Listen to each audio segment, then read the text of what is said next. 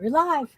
Hello, hello, hello, everyone. It's Kim from K&RP here in damp and cloudy southeastern Manitoba. It is currently -1 Celsius, which is 31 Fahrenheit. But with the wind chill, it's like 28 Fahrenheit, and I can't remember what the wind chill was with the Celsius.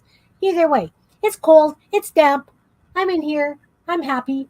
Jean's with us today because she's going to teach us how to make paper beads. Hi, Jean. Hey, well, don't feel bad. We're kind of in the same. You're just a little warmer. We're 49 degrees with light rain. You're 49 with the light rain? It's Mm-hmm. 28 here. 28 degrees. You're colder, but it's still cold for me. Yeah. Hey, Anne, welcome, welcome. So, Jean's going to teach us how to do paper beads today. I've never done them, so it's going to be a lot of fun. Well, first I wanted to show you some of mine, and I don't know where I'm this. going to make you big. Okay, I don't know where this obsession has No, come wrong from, one. Yeah. but all of a sudden I decided I wanted to make paper beads. So this is like a week's worth. This little bag of hit and miss when I get to it, not counting this that's in its second coat of varnish, and a bag over here that needs its second coat yet. These are all needing their second coat, but these are ready to use, and I'll see if I can show you some of them. I've got a light here, a little light, and I keep going to that Go to the light. No. instead of the camera. So I don't know if you can really see the sparkle on that. Hey, Belinda. Welcome. It's really got a nice shine. Not necessarily a sparkle to me, but it's got a nice gloss finish. Well, what I've been doing is I make the beads, and then this one's, let's see, where's my favorite? Right here. This is a clear with iridescent polish in it, Dollar Tree. And so I put this and I can get the sparklies on it. And it Nice. really shows up in real life. But these are the finished ones. What am I going to make with them? I have no idea. That's my newest YouTube obsession, is what I can make. I haven't found anything that says, oh my gosh. But the reason for that is everything I see is kind of like planned out, where they have taken a, made all their beads to make a project. I just make beads. Yeah, yeah, I don't use them for anything. yeah. So anyway, I taught myself from YouTube 2 beads. This one is a saucer bead. I like those. I really like You those. can't really, it looks crooked right now, but the holes I'm using, a toothpick is too narrow, so I have to do the 2 toothpick thing. And then this is my other one, and I'm loving this. This is my favorite. It's called a pillow bead. Oh, is that the one that you fold? Yes. Okay, I'll show you this one later. okay. First, we're going to learn. Oh, I was going to continue on with the things I'm using. This is a bead roller. It's a little smaller than 1/8, but it's close. And then this is a screwdriver that I have for my jewelry tools, and I put in a roll pin. And if you don't know what that is, I'm going to show you that too. I bought these, and they go clear up to big honkers here. I thought these would be easier to see. They got a slit in them, and they I don't know what you really use them for, but they go down to real tiny, and even tinier than that. I have some that are in bags that are like a quarter of an inch long. I'll never use these. Like I said, I don't know what they're for. Teeth. They'd make great teeth in one of our junk dolls. Yeah. So anyway, that's what these are. And I just put it in the little screwdriver thing. I really want to use one of these 2 sizes, but I can't find anything to put it in, like a little chuck and call it, but we'll see. I'm still looking. Another really easy thing to use is cotter pins.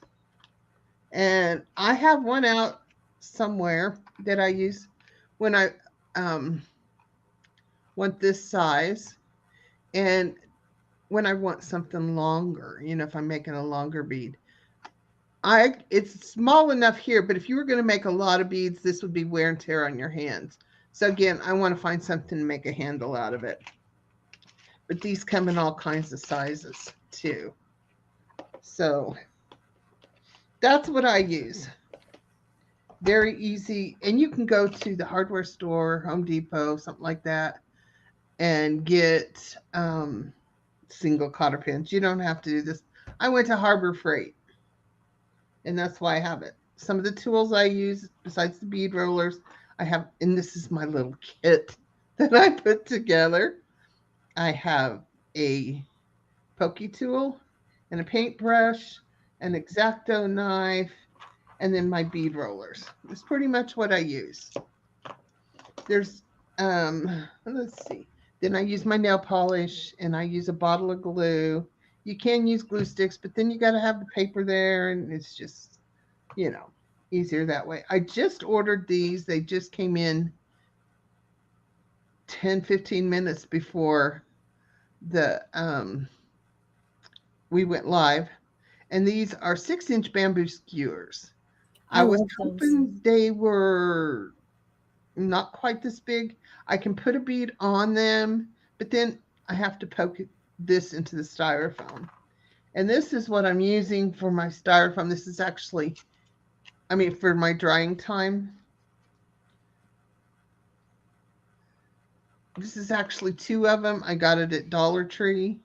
So it was actually I bought 2, so $3, and I got 4 little slices. So, but a cardboard, Kim's little thing she dries hers in that she set up is really good. It's really cool. And then, like I said, I have the polish to put sparkle on. When I first started doing this, just a week or 2 ago. Now, this isn't my first time really. I've done this a long time ago, but I don't know what hit me, but it's like I can't make enough. Um, I was just using these and then putting a clear coat on it, a good heavy clear coat of nail polish. And then I decided I wanted something better. So I went with this. I can't tip it over because I only opened a tiny bit and I don't want to get it all. I only opened the lid thingy like that much. So, because it sits open for a long time when you're doing these. I did this morning try to dip one, and this stuff's too thick. This is triple thick by Americana, and I got it at Hobby Lobby for $5.69. So I didn't think it was too bad. A lot of people on YouTube, when I've been watching them, they use Minwax polyacrylic. It's a water-based varnish. Yep. I use that all the time on wood. So that's definitely something, to look at. This jar is probably going to last me until I'm tired of making beads. And so the first thing, if you haven't made beads before, that you need to do is cut your papers. Now, what kind of papers? That's another addiction I have. I found a template and I printed it. I've tried putting it in my scan and cut, and most of the time it just really doesn't want to cut.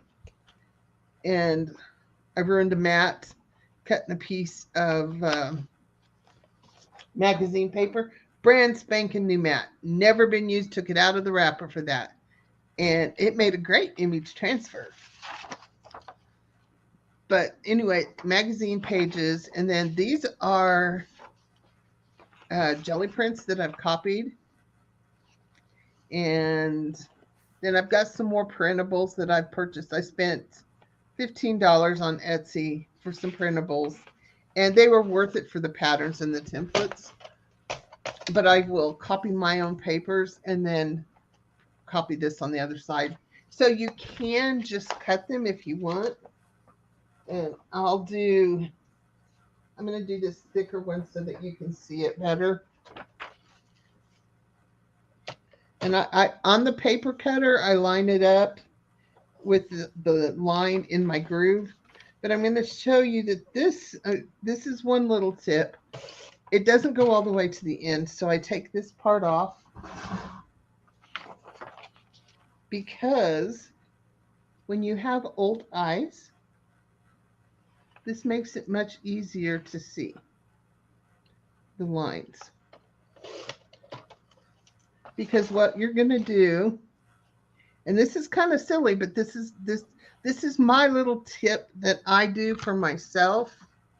Let's see if I can bring this up enough, please. I'll put this down here and I'll line up this one and then I'll line up that one. And when it gets small pieces, that's when I use this because you got to hold this in place and I'll kind of edge it over with that.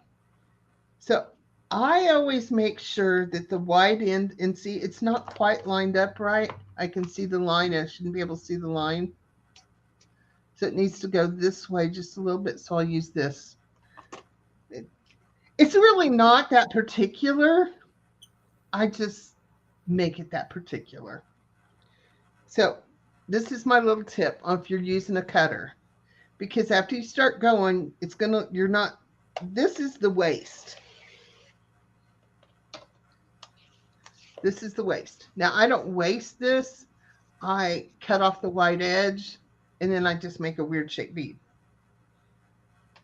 But here's this part of the cutter. I always try to get it where it ends on what's going to be the wide cut, because otherwise, after it gets down a ways, it still looks squared up, And so, it's just something I do.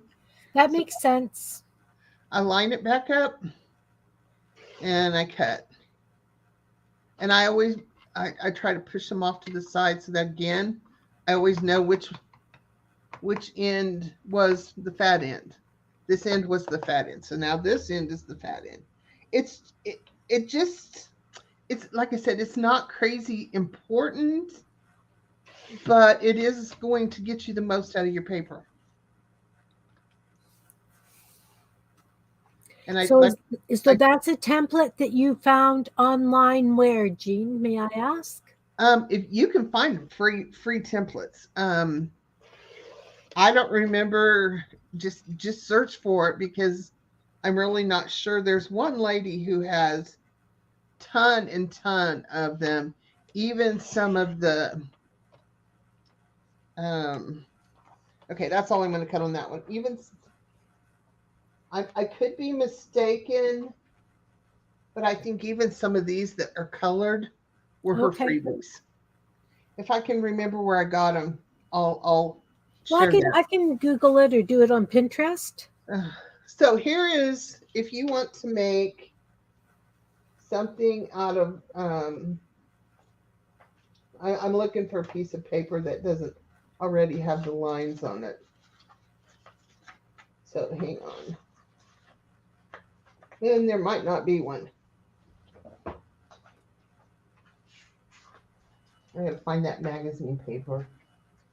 The magazine page. Okay. I really like the magazine pages because they're I don't know, I like the glossy, the feel of them. I like working with them. So that's how you do it if you're using a paper cutter. This is how I do it if I'm doing a magazine. I wouldn't want to do this side because it's all black, but I'm gonna mark this. And I do have if I'm grunting, it's because I woke up with a stiff neck. So anyway, but take my ruler and I'm gonna line up down here the edge, and I'm gonna mark. I'm gonna use 1 inch because it's easier. That pink pin's not really showing up either. Oh, it will. Well, I got to do both ends, so we're not going to worry about it. So I'm going to mark it every inch. This is how you do it without a paper trim. This is how you do it. And I don't mind doing it this way either. Okay, so I've marked every inch. And I know this is the end I started with. So I'm making sure I keep track of that. Because now I'm going to start my ruler on a 1/2 inch mark. I got lots of extra over here, but I've got it at 10.5 inches. And now I'm going to mark. Hi, Sherry. Let's see, I marked that. Okay, so I'm going to mark this at every inch mark. I started my ruler edge here at 1/2 inch. So this first line is really a 1/2 inch. And now I'm going to mark every inch.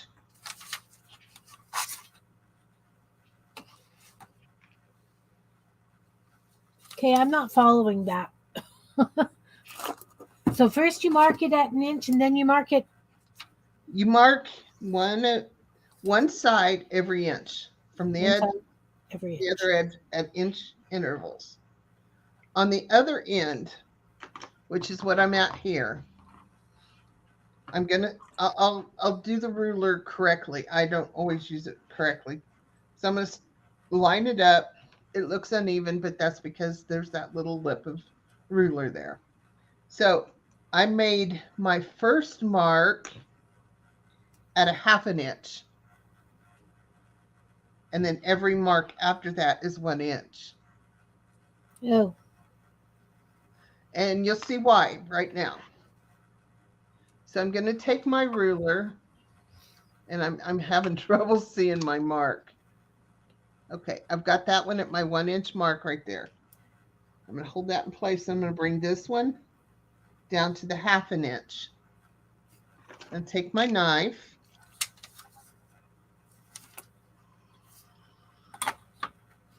This is your waist.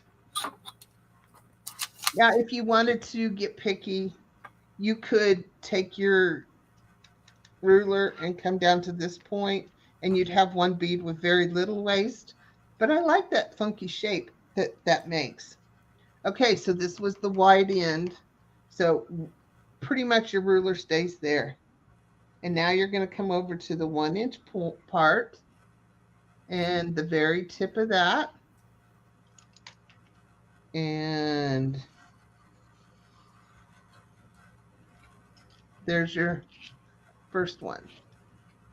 They're offset by a 1/2 inch because that's the center point. Okay. You're smart. We'll see what this turns out like, and we can have lots of laughs because we know how well Kim measures and uses rulers. We know. I didn't push hard enough on that one. But then after you've measured it, you can still take it to your trimmer and do it there if you want. But there's nothing that says you can't. Sorry. Uh-oh. So this is a point. New page. There's nothing that says you can't take this and draw a line and pick up your scissors and cut it out. I just think this is very time consuming. And it's hard on the hand. Yeah, I should be using a bigger blade, but this is what was close.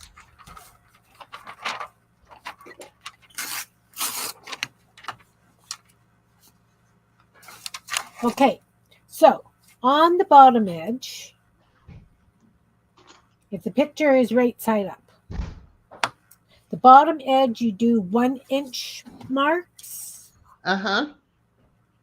Okay. Starting at the left or the right hand side? It doesn't matter. Okay. And if you're say you want to make an 1.5 inch long bead, then you do 1.5 inch marks on one side, and then split whatever it is you want the size of your bead. Okay. The second side, you split that, and your first mark is half of whatever your bead was. Okay. So three And then quarters of an it's the inch. same size as your bead. That gets Okay. every bit of your paper used for the most part. Okay. So now I flip it around, and on the top edge, what do I do? I mark it 1/2 inch in.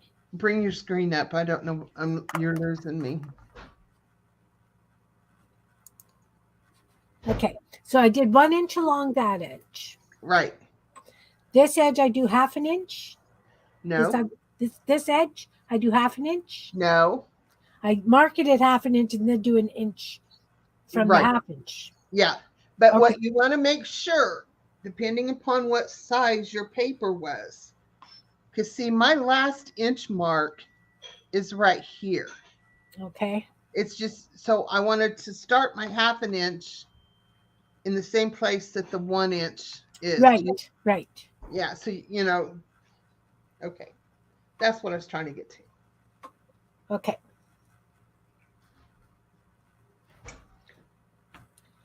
We will see what happens. Oh no. Never mind. All's good. We got it. Bye, dear. So then I go from the there to there, correct? Uh-huh. And I cut it.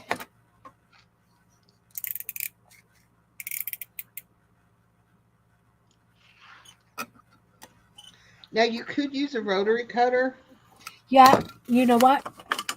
I think I like that better. I don't really care much for a rotary cutter. I love my rotary cutter. Okay, so then I've got this. Oh, that wasn't right on the thing.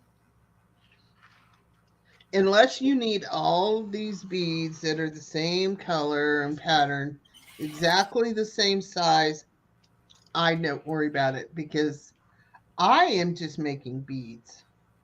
I have no idea what I'm going to do with them. Although my granddaughter likes to make jewelry, so she's getting some of them in her stocking. Nice. There's that. And that goes to there, I'm assuming.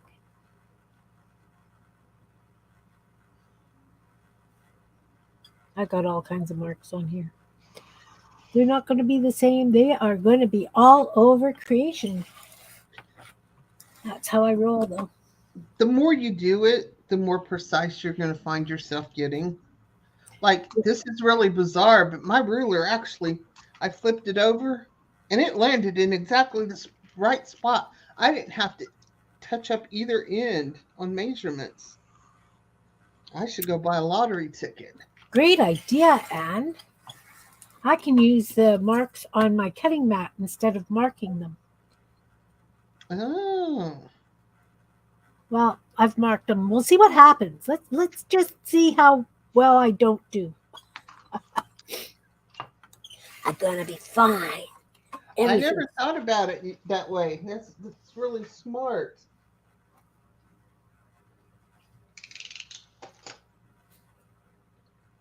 Yeah, because then I could kind of tack one side down. Well, not tack it down, but if I hold it in the right place all the time.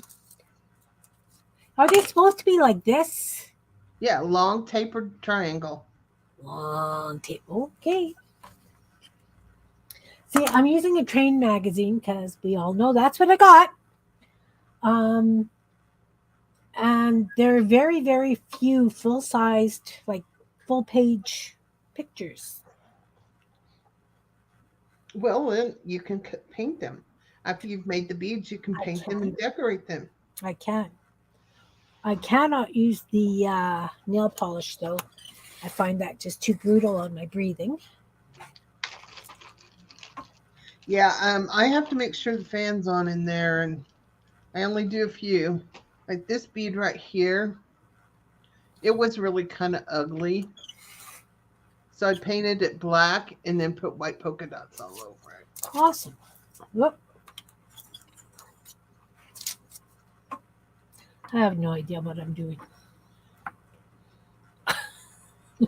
I've been working at trying to make more really round beads. I haven't had much luck, but I have done the wafer beads or saucer beads, Yeah. but they're still not quite right. I have it cut here in this hot pink and lime green to see if I can get a good stripe on it, but Right. yeah, the print on a page looks really good.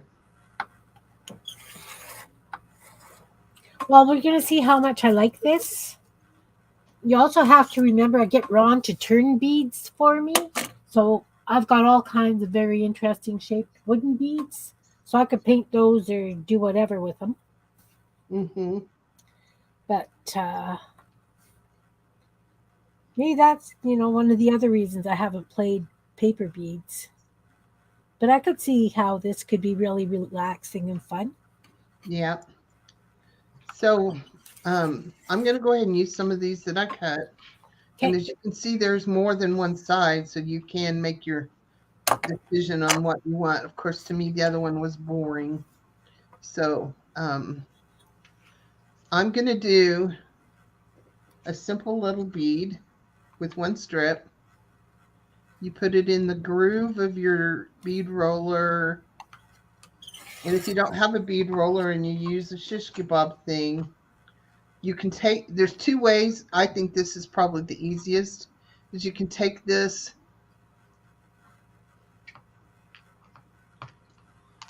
and put a little glue on the edge. And this works for a toothpick too. And the reason I say this is easier, because you can roll them right on there, but then you got to really hold them and be firm and all that good stuff, because the glue wants to um, glue to it's just, the slot just keeps it tight. You can get your tension. So I'm going to do this, and then I'm going to start rolling. And as you can see, I'm losing my tension. So I have to hold on to the bead. Yeah, You want to make me big? I can make you big. Hi, Susan. I'm making Jean big. I just have to find it. Oh, Hi, sweet. Susan. So all you do is you just roll it, and you try to keep it centered from the sides. It's not a real big deal because a lot of mine get off center and I still like it. And sometimes they just slide right back into place when you get it off the mandrel. And you just keep rolling.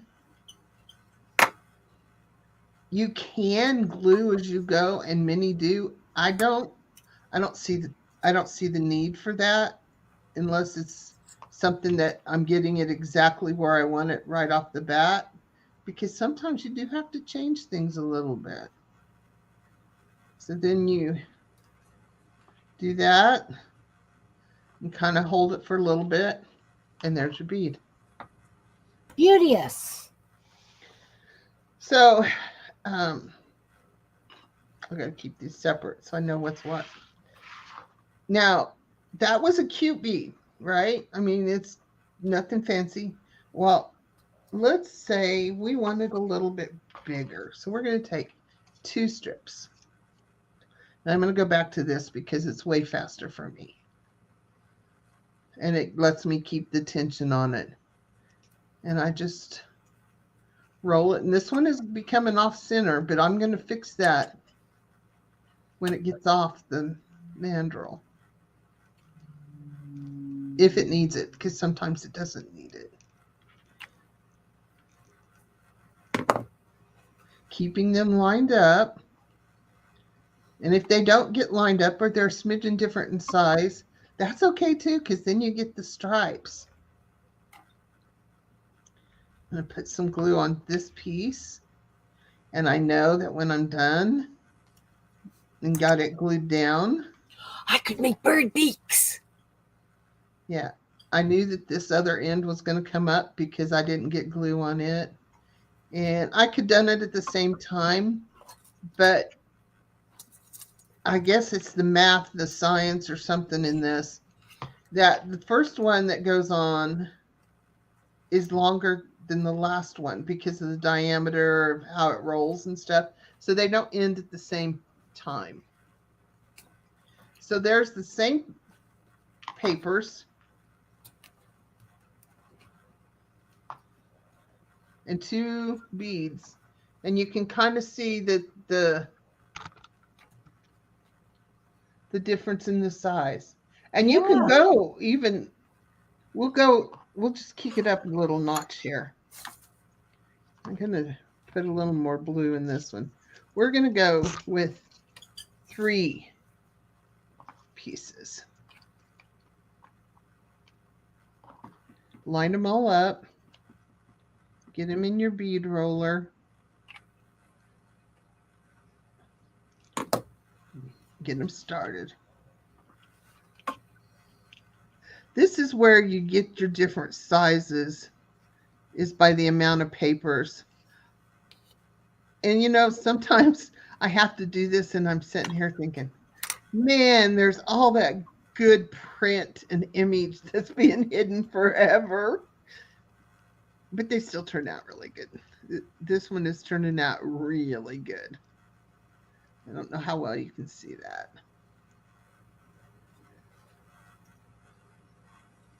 And the reason I don't glue these all together is because when they turn around this, they need different amounts of space. Now I can take this like that and come in between and put glue on each layer and then roll quickly so it doesn't sit up. And you can kind of see that the 3 different ones have different endings. And that's part of what gets you the bicone effect of the bead. Okay.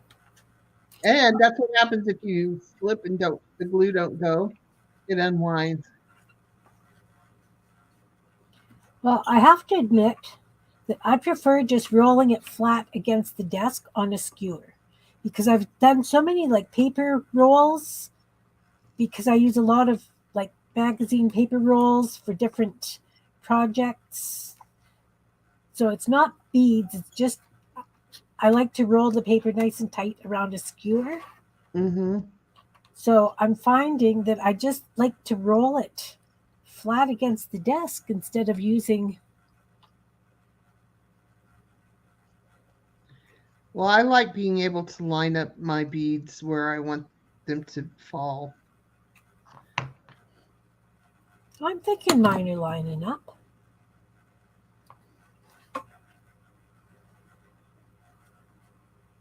I will show you.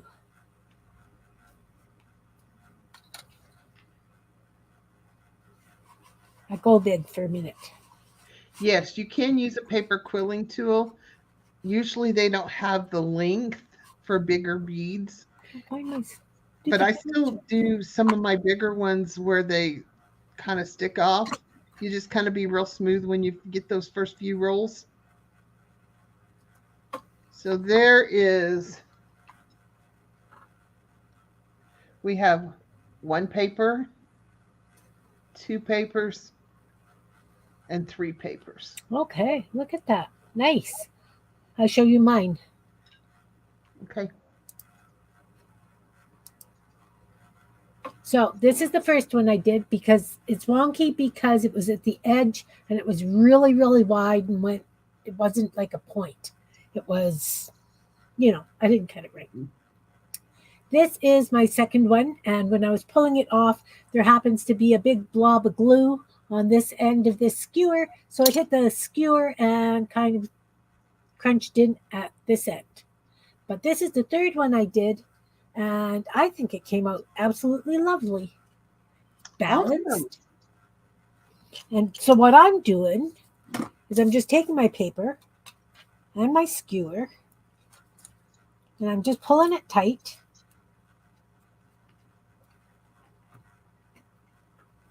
And I'm just pushing down and rolling it like you would a flat rolling pin.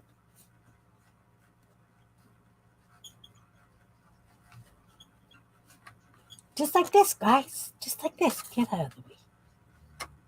So they're not exactly, but darn close.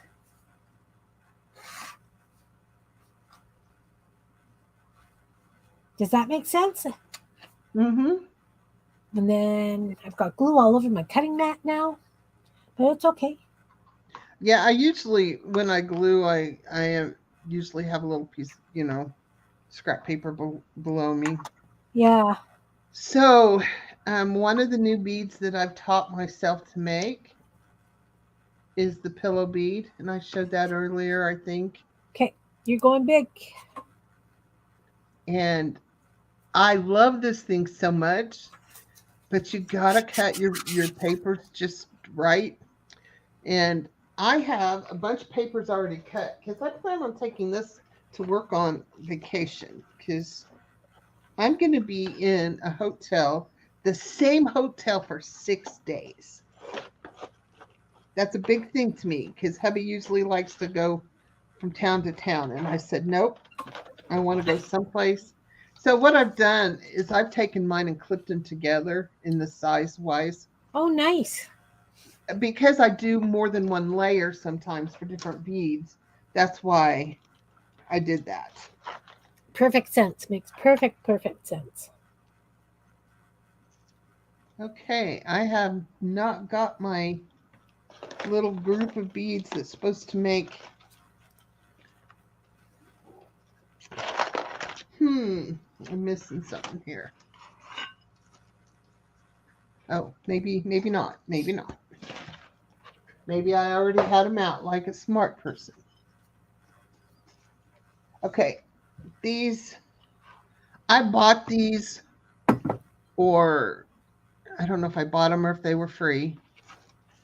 Um, just to have the size so that I can do it as accurate as possible until I figure it out. Because then after I figure it out, I'm going to do it my way anyway.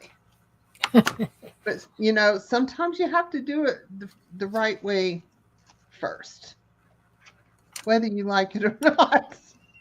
I know that feeling. So move all these over to the side. These are going to work. These are the ones I was wanting. These are for these pretty bright colors here. This is to make the saucer bead. And I think despite the difference in them, how they look, this is the saucer bead and this is the pillow bead. This one's harder. So I think personally, when I watched them do the pillow bead, they used 2 and 2, but I'm going to do it with 1 and 1 layer instead of 2 because I like it just as much and it's just kind of dainty. So are those tapered pieces as well, or are those straight cut? They are tapered. They are 1/2 an inch and at one end and 1/8 of an inch at the other. Hi, Jean. So these are actually even more tapered than the ones we were doing. Because this is, as you can see, this is the short end and this is the fat end. So it's like, you know, 1/3 of that end. But Okay. they're 1/2 an inch down to 1/8 of an inch. You can get them to a point, and after I did it, the ones I cut were up to a point and it worked just as good. But what you do is you take, and it doesn't matter which one's on top, you glue your ends together like that. Right angle. Okay.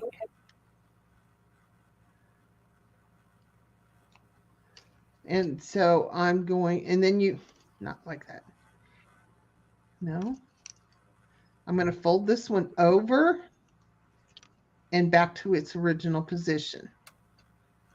And then I'm going to take a toothpick and I'm going to put it in from corner to corner. It is a little snug the first 2 wraps, but it's great.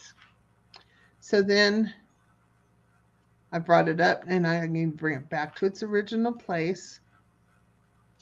Whoops. I'm going to take this one and back. And one way to check if you're folding it correctly is um, if I take this one and I wanted to fold it around, I'd be folding it back on itself. You don't want to fold it back on itself. You want to fold the next one up. So they're taking turns, guys. They're Yeah. taking turns. Well, I'm glad that your grandson set you up. And you just do this the whole way through. And this is really, really cool with two different colors of strips. But because these are cut for this and made for this, that's why I went with these strips. And I can't guarantee you that I didn't make a mistake on some of them because you get going and it's like, where am I and what am I doing? But it's okay because, they're paper and they're fun. And I love these pillow beads. I could sit and make these for hours. Well, no, probably not. They're probably hard on your fingers, but they're so much fun. When you get down to the end, then of course you just glue. Ah.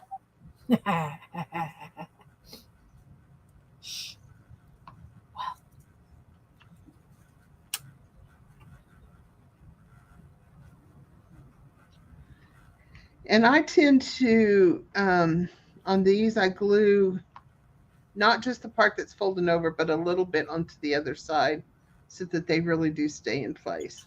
And this one actually ended perfectly, where this one ends straight up. So it's not even an obvious um, ending. So that's pretty cool.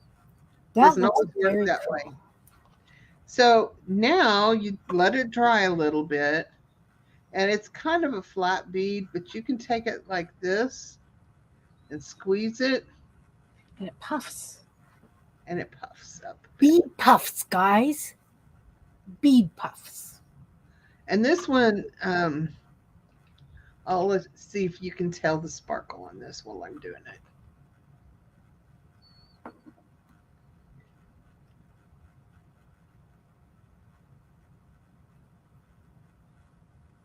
And this is just an iridescent. And I just do this to put sparkle on it. I mean, I'm sure there's other ways, but I'm okay with this. And then I just take it and pop it into my styrofoam. So now I want to show you the saucer bead. And I am going to take 4 strands. In this one, I've only done 4 of them. So we're kind of learning together. So I took, let's see how many, there's 3. I'm going to stick with 3. No, I got enough cut to do 4. So I'm going to do 4. And then I'm going to do 3, there are 4 pink ones. And this one is going to be harder to do because of all the extra strips. Now, if I was using one of these honkers, they would all fit in the groove, or most of them. But we don't want that big of a hole, and what I'm going to use isn't going to hold them all. So I've got them lined up.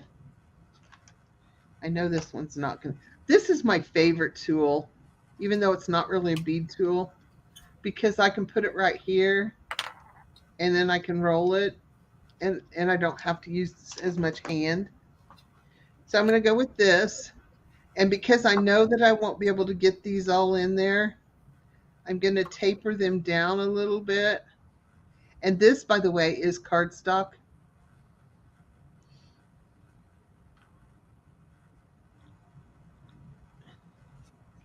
I'm going to put them in there. Come on. I know you'll all fit.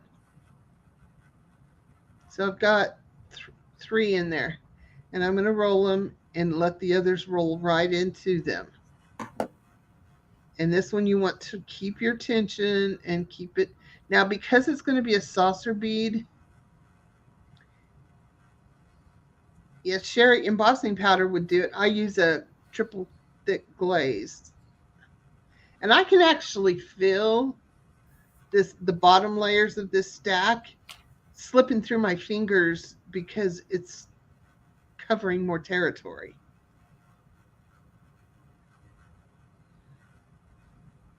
This is harder on your hands, and but it makes such a cool bead. I'm not worrying about whether it's all exactly straight and lined up. I'm keeping my papers lined up as they go, and it's not looking saucer like, but that's okay. I can pinch it and help that along. But I'm just, and this is where it's when you get to the end, and the first 2 I did, I let go. And I'm going to kind of see if I can't get these to line back up. Pinks are fine. The greens are a little belligerent. So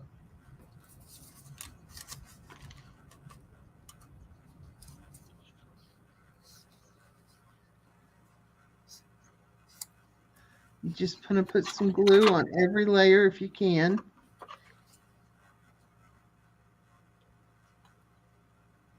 And it's really hard to get the glue on in the right place.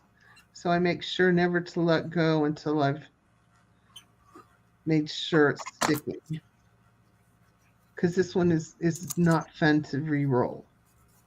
So you would suggest cardstock for those because It helps with the thickness right, and lets you get where you want to go to be more of a disc saucer type bead. right. Now, I watched 2 different ladies do this, and one of them did it, and she just put glue and did kind of haphazardly, and then just went really fast, and I just slipped off. And she said it's the messier version, but it worked for her. And I don't know. It's just darn hard. It really is.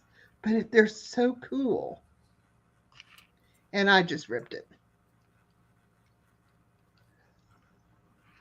That's okay. You know, sometimes I get to this point where this is going to work whether I like it or not. Yeah, I do have done the nail polish, and I have all these different sparkly ones that I use for just the sparkle. And this one is just not going to hold up very good. And it's not going to come out to the thin taper because all my thin tapers are right there. But it's still usable. Then you can take it off and pinch it until it becomes a saucer bead. So it's still usable. It's just not as perfect.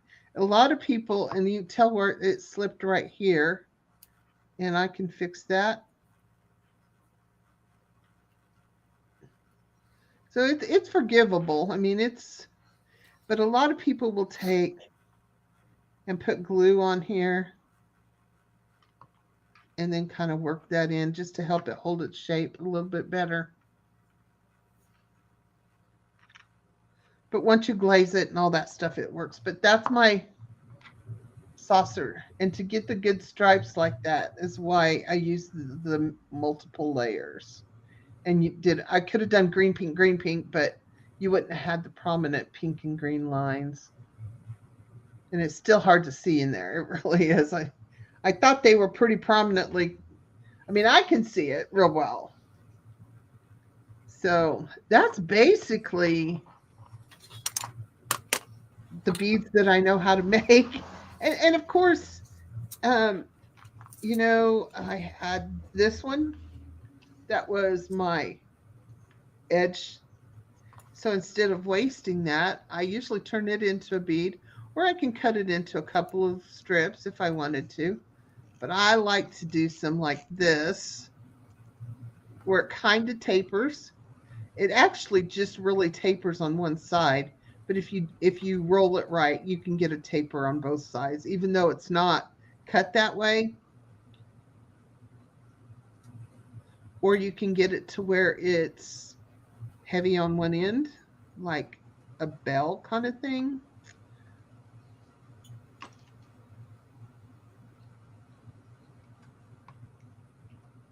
And then sometimes when you're cutting your papers, you have a lot of extra at the end. Um, this is actually, this little stack of papers is my um, leftovers, edges and stuff. And as you can see, some of them are just plain white, and that's fine.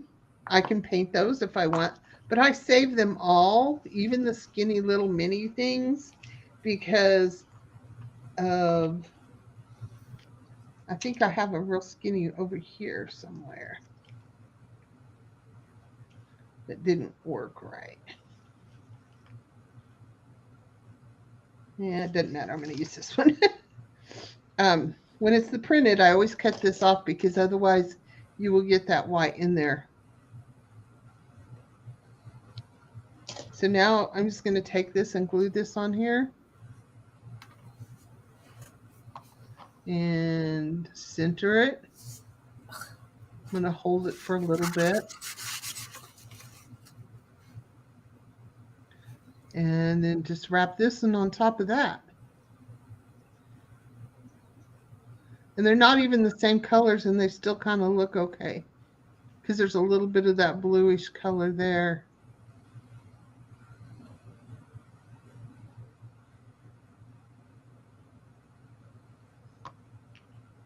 Yeah, Sherry, that's kind of what I've done too.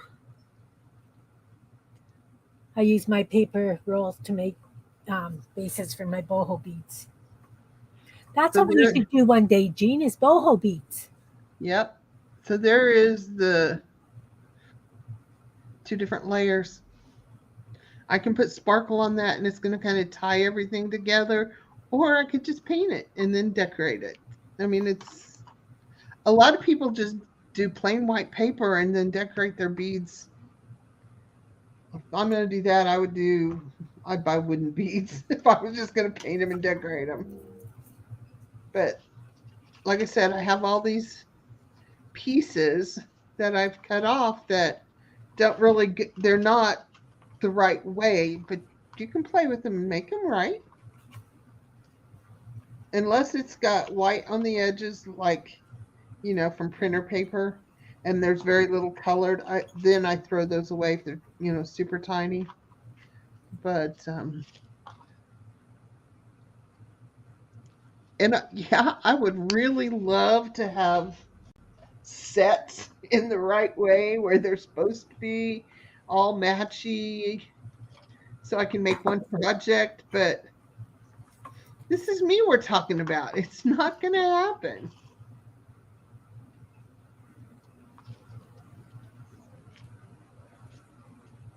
But I do like to keep them together in the same size groups so that So, I, on coffee stirs, yeah.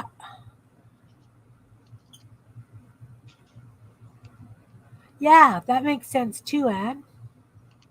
yeah, I've done that too. It all depends on what you've got on hand, right? Like, that's the big thing. What do you have on hand? So, let's just see. I have to try this.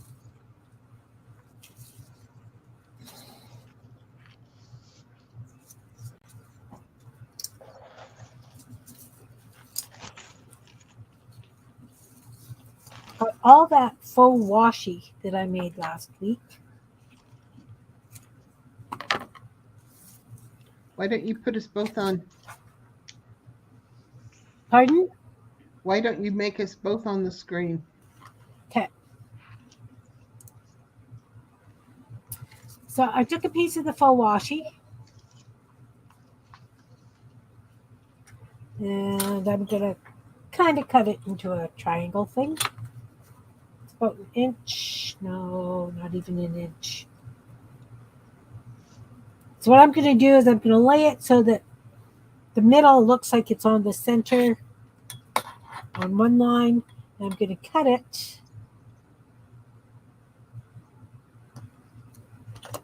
I'm going to try using this.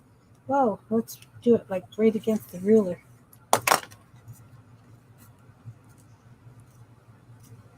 And we'll see what this looks like because it's such fun colors.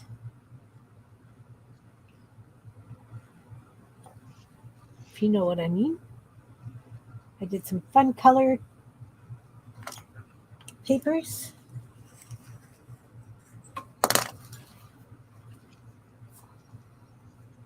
I had so much glue down that I had it stuck down. Worked good.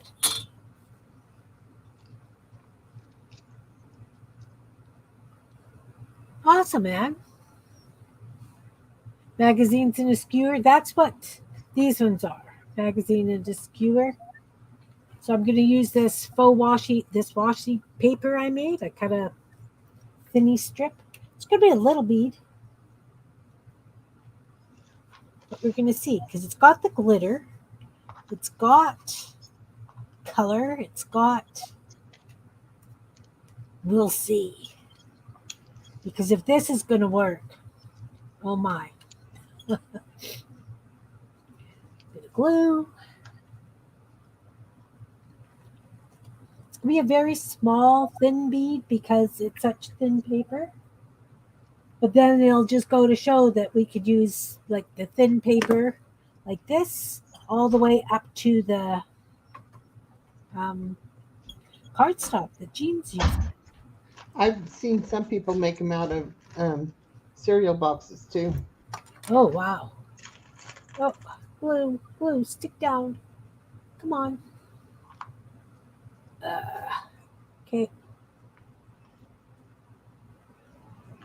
Glue didn't stick. Rats. We'll fix that.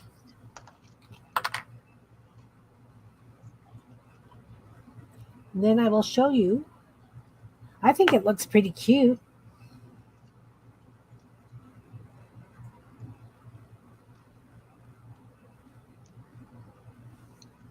All right. You know, I'm going to make me big for a second. Come on. Focus, focus, focus, focus.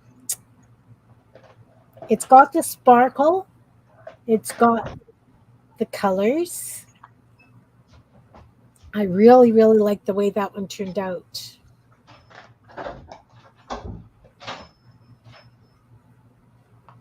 Really like the way that turned out. It's not really solid though. Like I wouldn't want to use it for making paper jewelry because it's such thin paper that the ends are not overly strong. But if I was using it as a dangle or if I used it like leaves on a tree, because I want to do those canvases yet, right? I could do like little leaves for texture on the tree. I like the way it turned out. I really do. Sharing again, Jean. Okay. So, Just, I think it's not so much just the making the beads as it is the process of all of it together, cutting the paper, organizing it, getting the right tools. For me, that's, I mean, it's just, and I don't mean right tools as in go buy the specific things, because all of this, the only thing I have bought is the glaze, the styrofoam, and the clear nail or the sparkly nail polish because I don't have nail polish, yeah, and I wanted the sparkles. yeah. So but it's the gathering and finding all the right stuff that I want to use. And Thanks, Anne.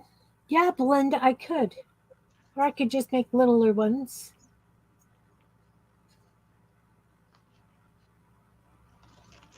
I don't know that I would, you know, I think I would, if I was doing them, I would want to do the beaks for the baby birds, the little peckers. Would work nicer out of paper than the beads. Because then you don't have quite as big a hole in the end. If I did it really tight around a skewer, almost like a tortillon, you know what I mean? Yeah. Actually, on one of the other groups I'm in, they ask if I use the ends from pens, like you know how you get these end things on your pens. She asked if I that's what I used for the beaks, and I thought, what a great idea! Yeah, noses for the peckers. Yeah.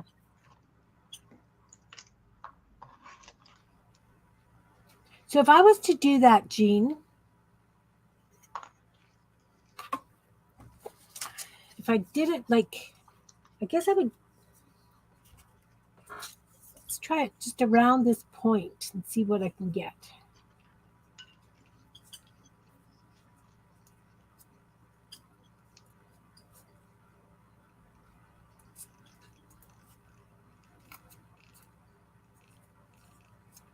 It would have to be 2 or 3 layers like you did.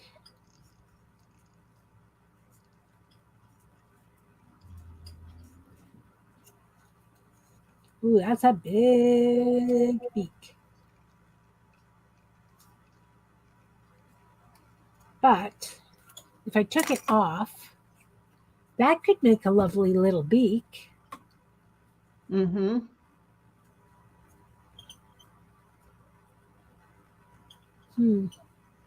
Hmm. Maybe if I used a narrower piece.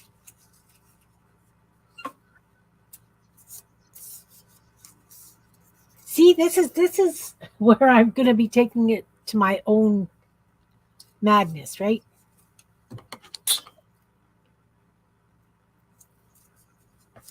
What I'm going to do is I am going to try and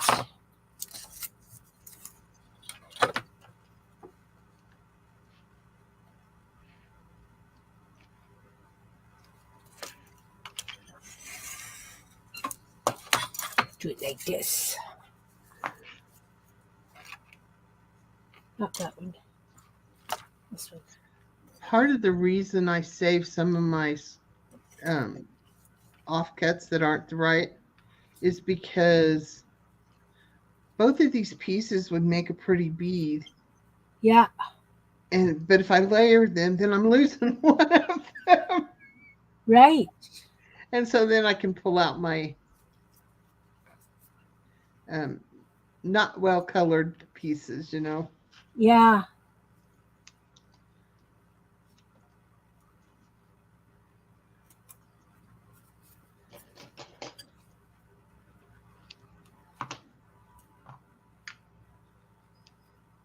But it's crazy. I can set this up in the living room when I'm watching TV and just No, that didn't work. That did not work. Maybe I need to start at the narrow end.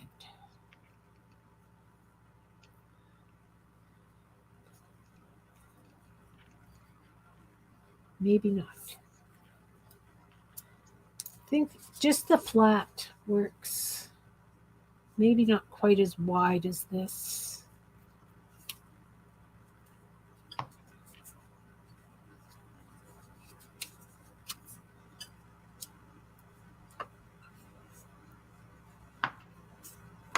You know, it's just as easy just to use a bead. I'm just thinking of cheaper too, right? Cost effective.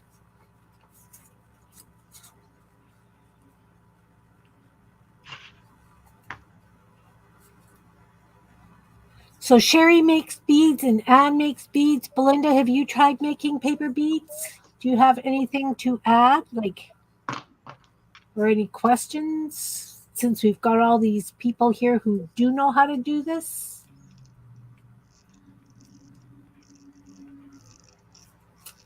Oh no, we'll just stick to these.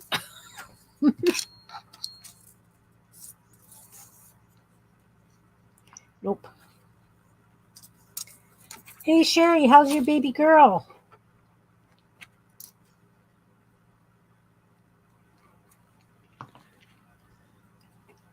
Well, I can see how if you were doing a project and you were not able to go out and purchase what you needed, how this would be a benefit to know how to do so that you could have stuff that you could either paint or color or to match whatever you're working on.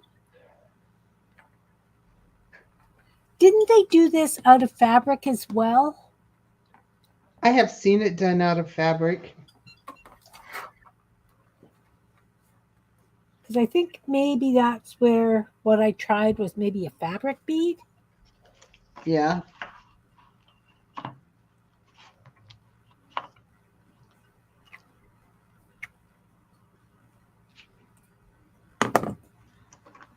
I'm going to have to wash this mat. Kind of like the gray, black, and white kind of things. I have a bracelet, and I don't know for sure where it's at. I think I've taken it apart and used the beads, but I just did two beads, like, an inch long out of dictionary pages. Yeah. It, of course, it took a lot of layers to get them, but I did it as a bracelet and then used leather and went back and forth Oh, like a lovely. Oh, that's good to hear, Sherry. That's good to hear. How long is she going to be in a walking cast? Uh oh. Uh oh. Uh oh. Wrong way. So today I got this picture from my daughter, and she had bought a sticker Christmas tree to Yeah. just put on the wall because of the twins. Yeah. She sent me a picture with Avery, my granddaughter, wrapped up in the sticker tree. Oh, She said, I guess we're going to get a felt one and put it up really high. oh no. Could also use like fun foam. Evidently, if you spritz some water on a window, you could use the fun foam and it will stick. Oh, Haven't tried it. And of course, my fun foam has been put away. Okay, now this is stuck on here. I have no idea what I've done. It's not budging. Oh, there it goes. Now it's flat. And it doesn't look the way it did when I finished because it kind of smushed out. see, here's one of my offcuts. It's kind of tapered on one end and flat on the bottom. Yeah. Makes, just kind of a different look. So, these would make great robot legs. These offcuts. Mm-hmm. Is that what we're going to do next week or the week after? Look, they would be cute little legs. I won't be here for the next 2 weeks. Right, that's right. You're going on holidays. Yeah. All right. Okay. Those are cute little legs. You guys can't see, but they don't really match. But that's okay. Teeth, I could use them as teeth in a monster.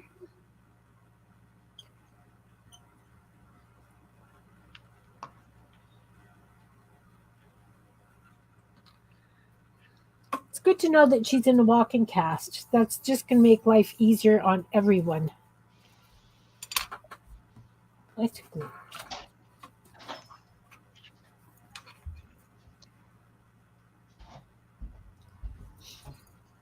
So, who's got exciting plans for the weekend? I'd like to say it was me, but that would be a lie. Yeah. Oh, yeah, you guys have the auction, right? Yeah. Yeah. I am hoping to go on putt tomorrow. It's supposed to be sunny and +5, +3, something like that tomorrow. I don't know. Our weather is really weird. Like I say, we've got standing water in the ditch, yet the snow is staying. Baby wipes? Banana. Oh, that would be kind of cool. Like the ones that you use for your paint offs and things, Sherry?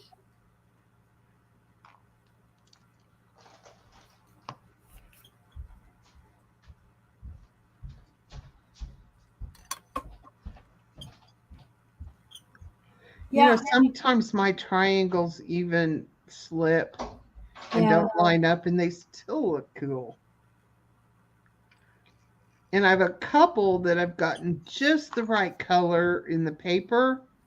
They were magazine pages, which, like I said, is still my favorite to use. There's something about that I like. I think it's the gloss.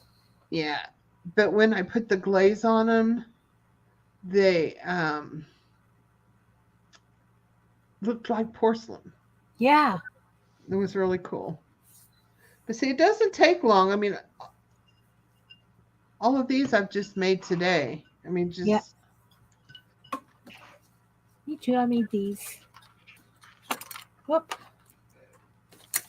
But I have to admit, I really like this one the best. It's the weakest,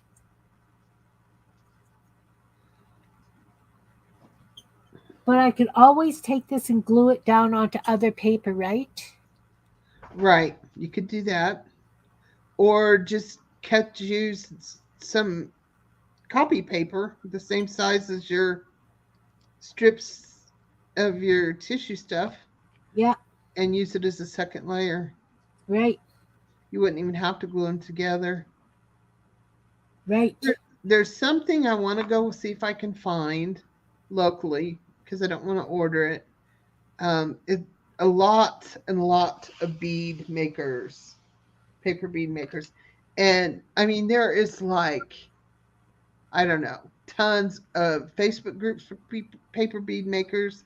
There's zillions of videos out there. There's people that make a living at this. They use this stuff called PC petrifier, Hmm. and I did some reading on it. And what it's used for is if you've got some kind of rotting wood, you Yeah, put it on there and it hardens it up. yeah. And it stinks. And because we had a piece that Ron was turning on the lathe and we used it, and it's nasty. I'm sorry, I won't use that. But, if other people can handle the smell and stuff, Yeah. it's yeah. Do you remember that stuff called petal porcelain? Yes. Would that work? I don't know. Do they still make that? I don't know. Oh, I guess we'll have to Google that, won't we? For those of you that are new to that one, it was like a glue. It had a little bit of a pink tinge to it, but it was like a white glue with a pink tinge. And you painted it on your silk flowers, and it would make it look like porcelain. It would come out hard and stiff and glossy. What did you call it? Petal what? Porcelain.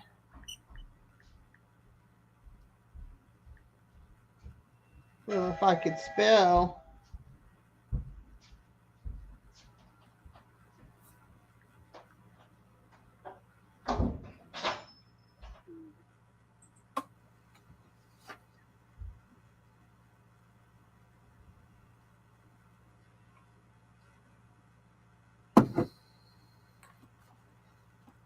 Now, see, I wouldn't use these if I was doing my beaded. You remember it, Anne? Yeah. I Yes, it's wouldn't. been discontinued. It's been discontinued. Oh, Hmm. I bet your Mod Podge would work. I don't use Mod Podge. Yeah, that's right, because it doesn't dry for a lot of things, right? Right. But, okay. So, oh, Guys, I've got such a stack of stuff. I You have can't. no idea. I So hadn't thought of petal porcelain in years. when I was playing with Beth the other day, and so we took fabric and one white glue with water, and we put napkin down. Like it's got a really nice crunk to it.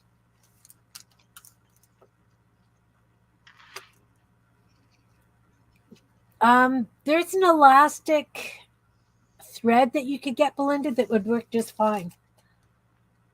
So if this has it's solid ish.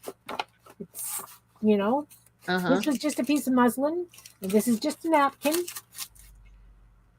But I bet you if we put that Minwax polyurethane on it, it would give it the gloss, and I bet you it would stiffen it up too. Yeah. So I'm wondering, even if we just took, I wonder if I've got any in the other room. Now I have to go and look because I usually have some, and I want to put it on just a piece of fabric or something and see if we can do that. Yeah, Belinda, there is an elastic thread. You can use it in the bobbin in your sewing machine, and it's really thin. It's probably like a thicker crochet cotton, but it's elastic, and that's what a lot of people use for making bracelets. But as I was saying, I don't know that if I would use these when I'm doing like my beaded hearts and stuff, Jean. What you know? Do you think this would be durable? What's the matter with my face today? Durable enough to withstand that? Being used on fabric as a I would say if they have a good finish on them, they're going to hold up. okay. One thing about doing something like the Minwax is you can put them on a string and dip them and let them hang dry. Yep. Tap them a little bit, and it's going to go down on the inside and coat that even better Right. than what I'm doing. Like I said, I'm using this triple thick glaze with Yeah. a brush on, and I mean, mine are. Um, listen, they're pretty Yeah. strong. I would sew them on. I wouldn't do anything with them that they would have to get wet. Right. Well, I mean, my beaded hearts and stuff, but I'm Yeah, always looking for different textures to use in them, right? So this could yeah. be an absolutely incredible thing to use, is what I was thinking. But yeah, I would brush on the, I call it Verathane because it used to be called Verathane. And it gives such a plasticky coated finish. Like if I use it on wood or whatever, it lasts a long time. It's really a good preservative. Acrylic Linda mediums, we'll asked call it. about the elastic. They sell a clear elastic to make with bracelets. That's what I would use. I wouldn't use the cotton. I'm the bead snob though. I worked in a bead store for 7 years, and I have taught many bead classes and sold some expensive jewelry, way more than I would have spent on it. But anyway, um, there's different kinds of elastic you can buy for bracelets. The worst one is the ones that are multiple strands because they break very fast. But the best one is made by Elastomer, and it usually has to be ordered, or Hobby Lobby is starting to carry some of them. But Stretch Magic, and this is what I used to tell people when I taught a class. They'd say, "Well, I have Stretch Magic, that'll work, right?" And I said, "Well, it's kind of like the elastic in your underwear when it gives out, it's all stretched out." But I've had bracelets that have been done on the elastomer elastic for 10 plus years and are still holding up. So, you know, to each their own. But yeah, that's the bead snob telling you where to go. But that's just it. You've got the experience. Hey, Dana, welcome, welcome. Um, you could use these as tassels. I've seen lots of people use their paper beads as tassels, Belinda. Oh yeah. And there's so many things that I mean, they're a bead, so you can use them like a bead. I was playing around with this, and I really didn't like it, and I think it was because none of my beads really are consistent to do that. But they had made like I didn't even dump out enough snowflakes kind of thing, Yeah. where they took all the same beads and put them together, and then put other beads on the end, and I thought that was pretty cool. And you can make keychains. I would, the only thing is, now I know that most people or a lot of people um, take their bracelets off when they go do the dishes or take a shower. I don't. I don't even think about it. They're part of me. I will wear them until they fall off. But so if just make sure that you're not going to get them wet. That would be the only thing. I think they could be used just about anywhere. You know what it would be cool as if you found the right. Wouldn't they be cool as hat pins? They would. I just jumped. This bead said hat pin to me. I don't know why. They would. We're learning to make paper beads, Dana. I've never done rolled paper beads like this. I have rolled paper in the past to use as structure when I'm doing sculptures and things, but I've never done them as beads, so I'm learning. But we were just discussing petal porcelain. I don't know if you remember it, but it was a gluey substance that you could paint onto silk flowers and they would come out looking like porcelain. So that's no longer being produced. So we were just kind of discussing what else we could possibly use for that,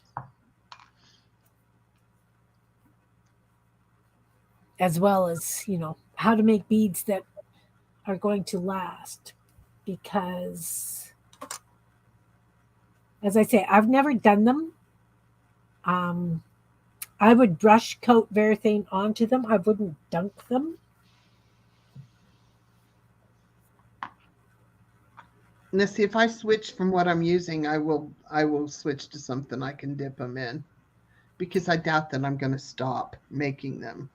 Yeah, that's why I have things like this, so that when I do, because I paint wooden beads, I paint flowers and stuff on them. So I like to have them so that they can dry. So this is just rug canvas over a jar, so that I can have some place where they can dry. Um, what about glitter glue? But then again, if it got wet, it would be a mess, right? Yeah. I gotta go see if I've got some Varathane in the back room. I'll be right back. I make Jean big. I'm just sitting here rolling beads. Rolling, rolling, rolling. Now, if she pops out with rawhide, then we're in trouble.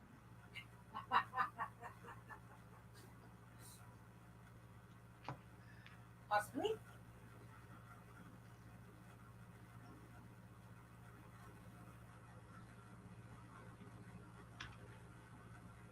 I like making these. I think they're so much fun.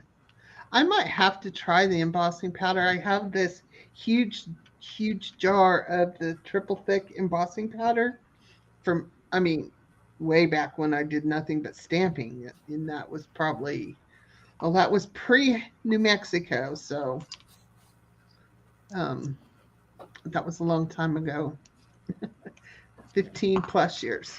So I'm going to do another pillow bead because I really like them.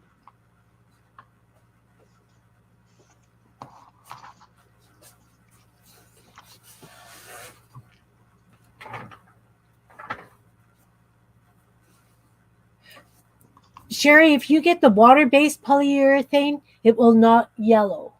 The yellow, when it yellows, it's not water-based. Because I used to do my Christmas decorations, and all my Santas went yellow. But then I switched to the water-based, and nothing has yellowed.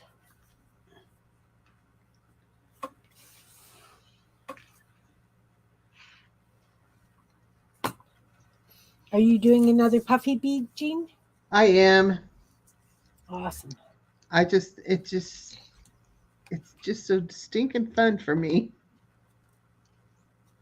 They're just cuter than cute. You know what I mean? They are. So it's half an inch to a third of that, right? Is that what you Yeah, said? 1/8. 1/8? Okay. And I have done some in bigger, just in my own cuttings like this one, and it's still cute. But there's something about this size that just Yeah. makes me happy. I have a feeling those are the ones my granddaughter's going to pick anyway, Yeah.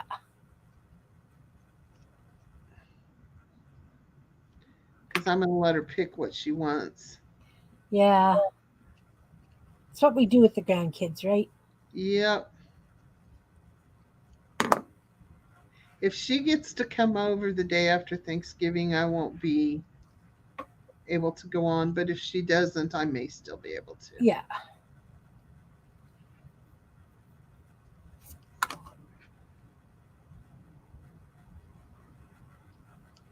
Why is she messing with your head, Belinda?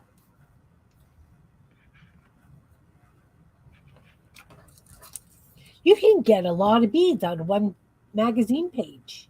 Yeah, you can. It's crazy. And if you ever print printables and you screw those up, which, maybe it's just me, but, you know, or you print something and you mess it up, that paper is used to only be for scrap paper under papers, and Yeah. it's now turned into, oh, that's bead paper. Yeah. Like, I mean, I have copied this stuff, right? Like the you can't see it because I'm not on screen. My faux washi papers. I've scanned Huh? them in and printed them just and I use it as I chop it up into pieces and use it to stuff pockets and journals because it's a really interesting one-sided, you know, paper. I would probably even print a couple of those out and try beads out of that. Ta-da. That is so cute. It is just, and I haven't even puffed it yet.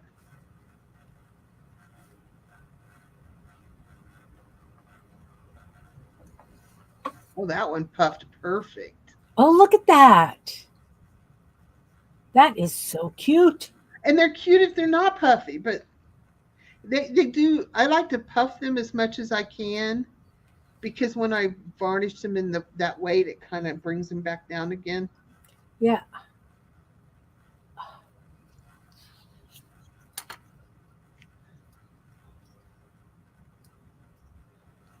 Digis of paper beads if I have a printer. You know, those, I wonder what it would work, how it would work on photo paper. Oh, that would be good. And yes, Sherry, I will find that link for all of the freebies I got, because I bought some mostly because I wanted to scan them into my scan and cut, and be lazy and let it cut for me.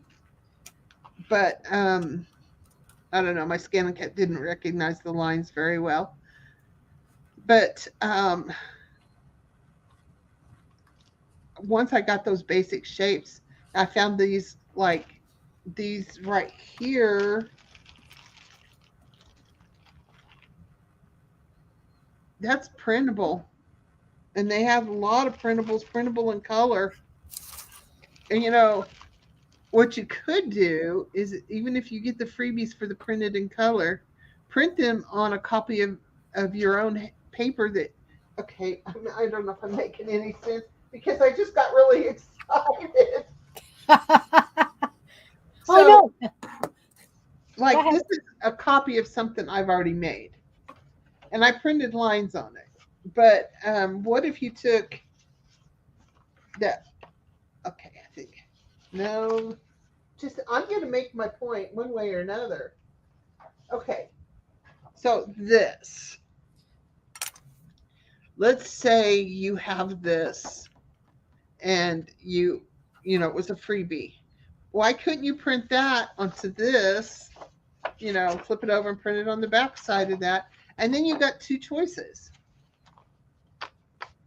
you know I don't know, I can see it in my head, but So I have an idea as well. If we had that set up so that you could just take any piece of paper and run it through a Cricut, that it just cuts that shape automatically, uh-huh. it slices it. You could print whatever you wanted to, put it in through the Cricut, and have stacks and scads just to roll. Yes, and that's what I bought.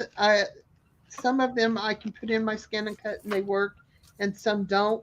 And so I went back on, and for $6 I bought the SVG files, Yeah, and I'm going to put them into the scan and cut, and they'll work that way. yeah.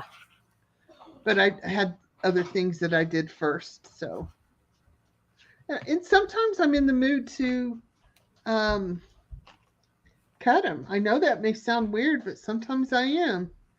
My least favorite part is glazing. Yeah, And it comes, I mean, it's my least favorite part of anything is finishing it. yeah. I mean, maybe what I would do is sweet talk Ron into taking out to the shop and spraying them for me. Yeah. And I had thought about spraying them too, but I wanted a harder surface than I could get with spray. And I Yeah. was concerned about printer ink running Oh, what that's definitely. on, but it hasn't yet. Definitely. But I mean, if I had the cutting file in the Cricut, I could just use gel prints. That's They right. would run. And they're going to be consistent. They will be consistent. Yeah, I just haven't got the cut files put in my scan and cut yet. And I have to recoat my mat. And, I had the major. Oh, I was so mad. I was so mad. I had no idea it was going to stick that well. But it's okay. It's all good. It happened and it's over. And I know that saying. Oh well, yep. never learn younger.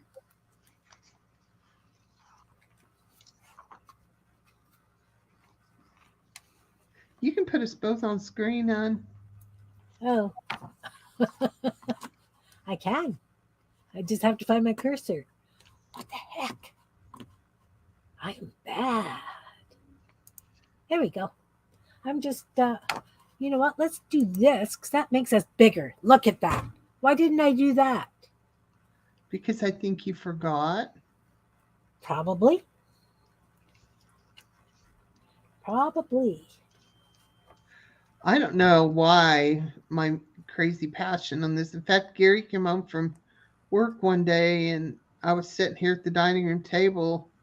He says, "You're still making beads?" I said, "Yeah, I know, right?" Well, I think that Ron would be more a case of why are you making beads? Because I probably have a couple of hundred that he has turned for me. Not to mention, I have plastic shoe boxes full of acrylic beads in every color. Like I've got blue and green, like each box is full of beads. There are some glass beads in there too. And then I have an entire wall of baby food jars full of seed beads. And pony beads, the long ones. Are those pony beads? No. You know what I mean. The Yes. long. Are those pony beads? I don't think so. They're the glass seed beads, but they're long. They're Bugle beads. bugle beads. See? Welcome back, Belinda. So yeah, I mean that would be awesome if I could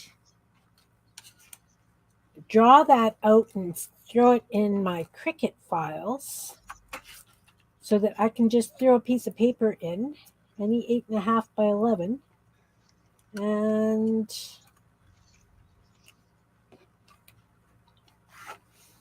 cut them.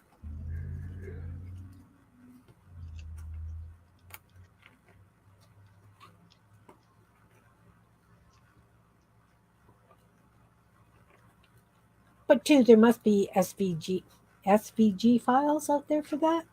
There is. And like I said, I got mine on Etsy and they were, I mean, it was like $6 for all kinds of different sizes. Yeah. But I don't know about you. Once it's in your system, you can resize them, can't you? Oh yeah. Yeah.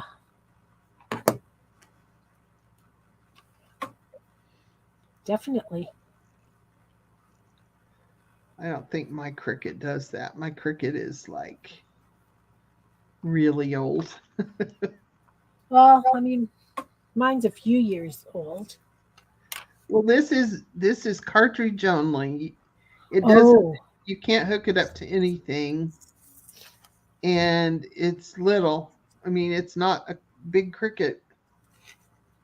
yeah.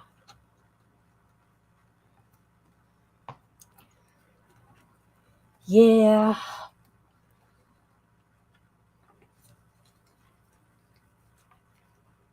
So, I mean, as I was saying, if I decide that I want to do some of these larger, this size beads for the beading that I do for various things, I might just have to do that. Because, I mean, these are so simple, really. And doing it like this, my hands aren't hurting yet. But these haven't hurt my hand at all either. Yeah.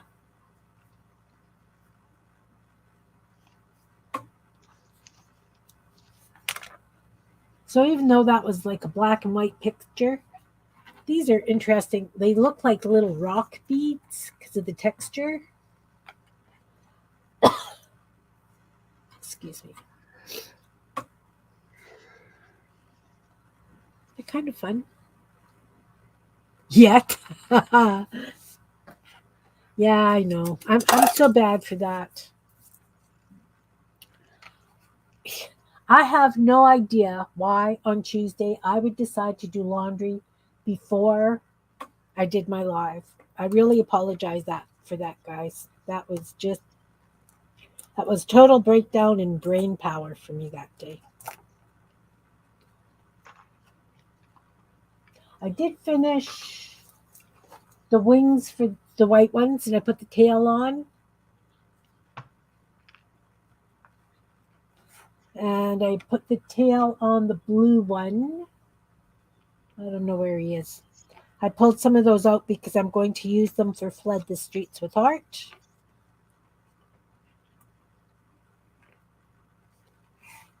Yeah, knitting needles would work too.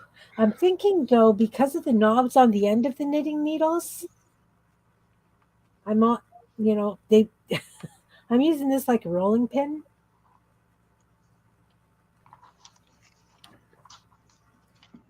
So, I mean, knitting needles definitely you could get larger and smaller holes for sure. But this is a large bamboo skewer as well.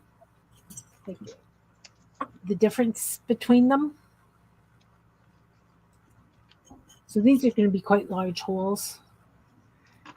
These shish kebab skewers I got said they were bamboo. But man, they feel just like a dowel. Yeah. I like having the grip of the bead thing. So Yeah. I just like the fact that I can just roll them. Zoop. See if I can cut some of these. You know what? Maybe I should get a rag and wash some of this glue off. Or maybe I'll just wait till I'm done. I'm just going to wait till I'm done.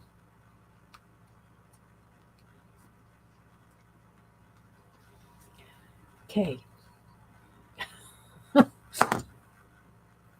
That was a. So I'm going to take this one, and even though I've got the lines on the sides, I'm going to remark it, and go this way. Yep.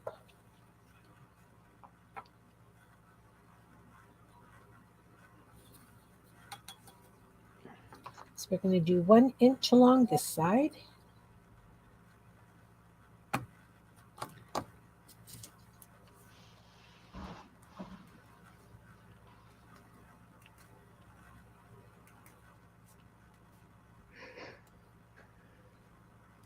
Any exciting plans for the weekend, Dana? I don't know if you were here when I asked everybody else.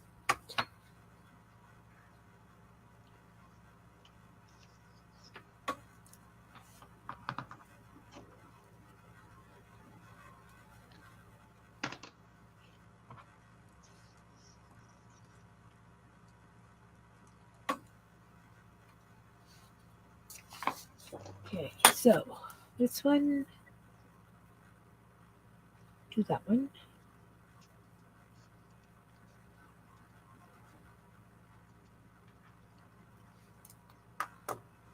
Oh, I guess it would go this way first. This way.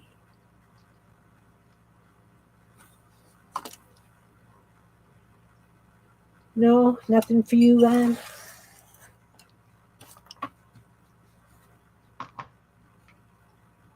My daughter was here for supper last night, and we're throwing around the idea of buying a smoker, because the one we've got now is actually we just use our barbecue, really. So it'd be nice to have something that's dedicated to it and we can put more in. okay, you were trying to make beaks. Yeah. I just rolled this one, and it was the same diagonal cut we've been doing, Yeah. where it was all flat on one side. Oh, Instead of making it like a bicone, yeah. I just was playing, and I like it. Well.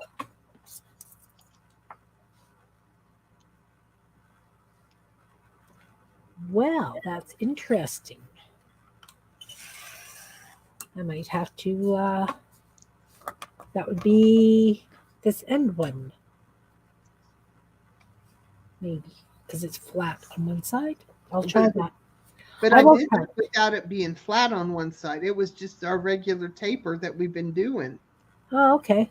I just rolled it so one edge was even, you know. Oh, I get ya. I get ya. You know what? I'm gonna try something. I have this idea. I probably need to get off here soon and go feed my grandson, but Oh, yes. You have right. he just walked by with a bag of chips. Oh, so he's hungry. Yeah.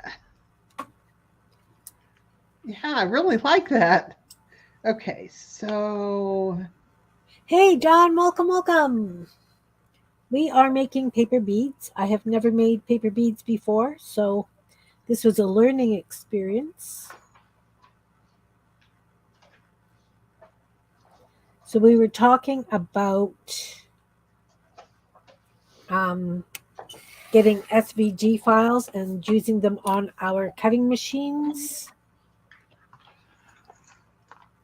so that the slicing or the cutting would be in there all the time, and we could just use whatever gel prints or whatever we wanted as the paper.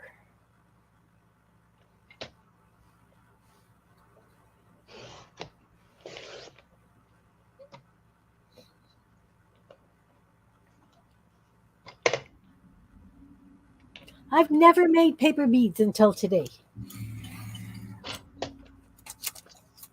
but I'm having fun. And I'm amazed at how many little strips of paper you can get out of one image from a magazine page.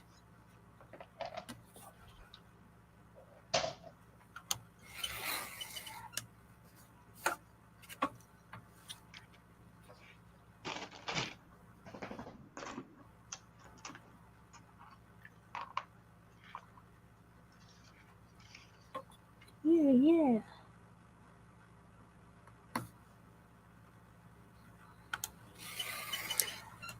What do you coat your paper beads in, and what do you use them for, Dawn? Let's play 20 questions. Nosy Kim wants to know. Because I'm going to have a whole bin of these things.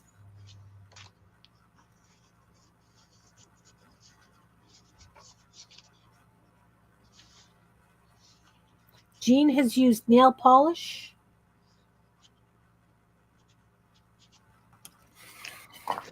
To coat hers, she's used some what was that, triple goop? Triple thick glaze. Triple thick glaze. Sherry has used the triple thick glaze, nail polish, and embossing powder.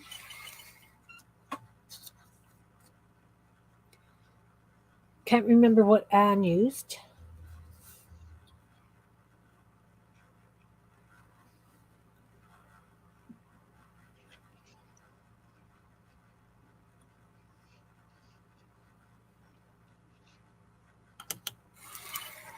So I like this way of doing it. I'll be honest, 1 inch, and then you move it over and do so that you've got these. I like that. Mm-hmm. And then I'm just going to do this end one as is. And seriously, I have no idea what I'm going to do with them. But I am definitely going to do some more out of this stuff. This faux washi I did.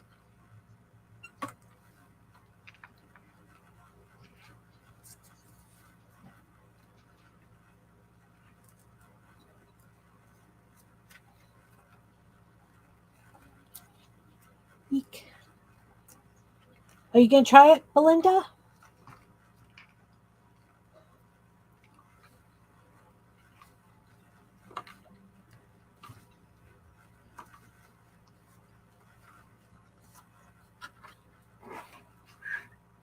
Charms, bead dangles.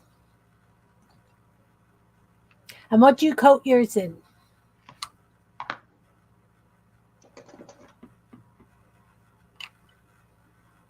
I think Anne said she uses matte medium or a gel medium. Correct me, Anne. So it's not quite UT? Okay. what I was planning, Yeah. but my thought process is to put a little bead on top and a wire down, and this could be like a cone of a tassel. It could. It's flat, so it's not going to go, be a true cone to go up inside, but you see, with cardstock, sometimes you get that little fold looking. Yeah. Because it doesn't, it's that little bit harder. Yeah. I wonder if you got it wet, if it would perform better, Jean. I don't know. Remember, the end of that one was wet, and I just ripped it right off. Right. I went with the only reason I went with cardstock is the only thing I had handy that wasn't printed on. And by golly, if I've already printed those lines, I'm going to cut those lines. I'm not going to cut something else. Yeah. Okay, Anne uses all kinds of things. I've got gloss Mod Podge. I might try that. And of course, I won't clamp it together. I still haven't fixed that book. That's on my to-do list. I've got so much stuff on my to-do list. Yeah, but since I started playing with the paper beads, I don't even know what my to-do list has. That's the way I was with my monsters. I have so many monsters. And then, of course, I was playing with the little peckers this week, so I've been playing with those. Too many things that just, we've made them into bracelets. See, I'm thinking that, I don't know that mine are strong enough, if that makes any sense. They need a really good, a beaded curtain. But I use my beaded curtains in my windows as a rule. But a beaded curtain would definitely work. I remember those beaded curtains in doorways Yeah. of my hippie uncles, Yeah. who was now a preacher. Yeah. It's amazing what happens to us folks as we age. Yeah.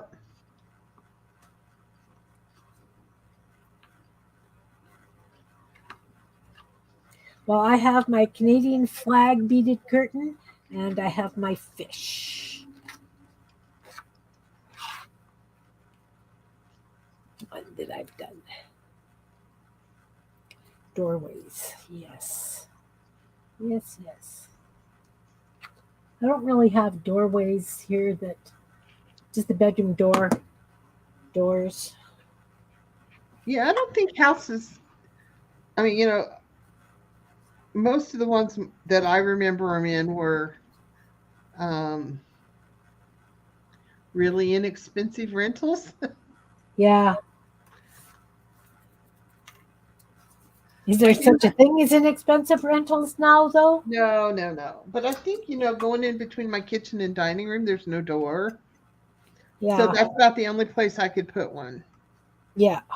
And that's the one place I wouldn't want one. Yeah. Well, mine would be between my, ugh, I don't even know what you call it. My dining hall, which is no longer a dining hall because they put an island in there. And I've got my dining room table in my living room. My house was built so weird because if this is my living room here, my kitchen is at the back here. And then up this side, it's like a little hallway. And that's where the table's supposed to go. But the thing is where they put the center light, you can't have it over a table because instead of putting a sliding door there, they put an opening door. So it bangs into whatever kind of light. It's just stupid. So that hallway thing is a waste of space. So that's why we put the island there because now it's utilized. And that's why we moved the table over. But there's this corner where the living room and that hallway is. I have to draw it. And you guys will see, like, it's just stupid. Well, Absolutely stupid. there's a doorway between my dining room and kitchen, but there's not a door. Yeah. And then the living room and dining room are kind of all in the same. When we Well, paint one wall of the dining room goes into the living room. Yeah, they're just kind of the open concept, but not totally. okay. I'm going to use this here piece of paper. So, and I'm going to go big. Go big or go home. I'm going to whine now, guys. but you'll understand when you see it. I'm going big. So let's get a bigger piece of paper and a marker, and you'll see. You will see just how frustrating it is.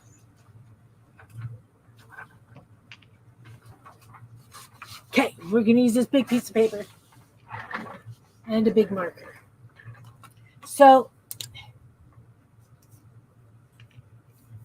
this side of the house is bedrooms. It goes in 2 feet and like this, okay? And this side's flat. So this is the kitchen. I've got a side door here, little hall, a wall where the living room is, stairs down there. Then, so it's like this because there's the stairs. So my kitchen's kind of like a hallway kitchen too, right? Stupid. So there's the bedroom wall here, and then there's the bathroom wall here. Not one of these corners match. So even though this is a hallway, this doesn't match this one, and this doesn't match either of them. It's kind of between. So when we were putting flooring in here, like, where do you stop, right? So we ended up just doing kind of like an angle. It's hideous, but it works because it's the way we had to do it. So this is where the island is because the light is right here because I've got a deck door there that opens in, right? Because it's, and then I've also got a doorway here. It's just these 3 corners just don't match. No how, no way. So Ron was taking the stipple off the ceilings. We didn't know where to end, so he had to do the whole thing. I don't know who built my house. And no, he definitely wasn't consulted on this floor plan. And who in their right mind puts stipple in a kitchen ceiling on it? You know, Kim, after looking at your drawing and looking at my house, I get it. Mine is a little bit weird too. Because my wall that separates the living room and dining room isn't equal to the kitchen door. Yeah. Or the hallway. Yeah, I never looked at it that way. And we have this thing that bothers my son-in-law. He's the first one that noticed it. I think they tiled the kitchen and then started at the entryway. Yeah. And tiled them towards each other. Okay. And there's a short tile in the middle of my floor. It doesn't bother me, but it really bothered him. Yeah. Yeah. No, Ron just did the flooring a couple of years ago. He got tiles, and it's the same. Oh, that broke. It's the same kind of thing. You know, where do I start? Where do I stop? Hey, Drem, welcome, welcome. Nice to see you. It's been a while. We are working on paper beads and complaining about the layouts of our house. But yeah, it's the way it is. We've been here over 30 years, so it just makes for a very strange. And when we bought the house, the living room, this area was all carpeted. So what they did was they did like an arc like that. Well, when we were putting down the laminate flooring, which is boards, right? There's no way we could have got a nice arc like that and an edging. Yeah. Nuts. Well, Kim, I think I'm going to have to call it a day. I need to get him fed. So yeah, I get it. Well, thank you very much for being here. I'll also be signing off.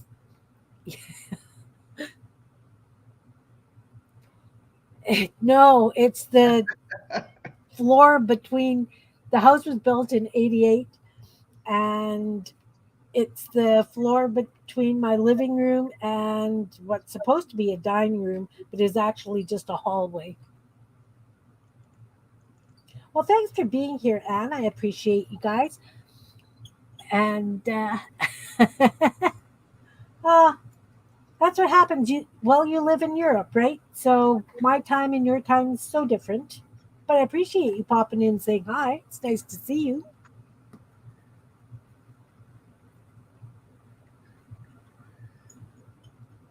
So Jean and I will say bye and thanks for being here.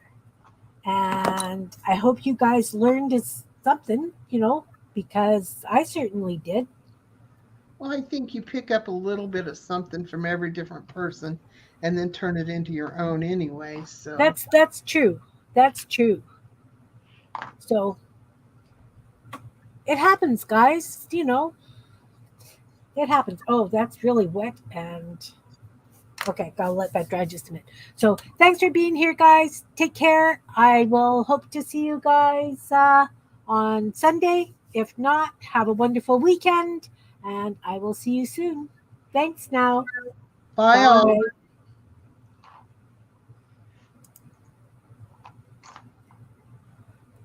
Yeah, oh, Jim, I know. Bye, guys.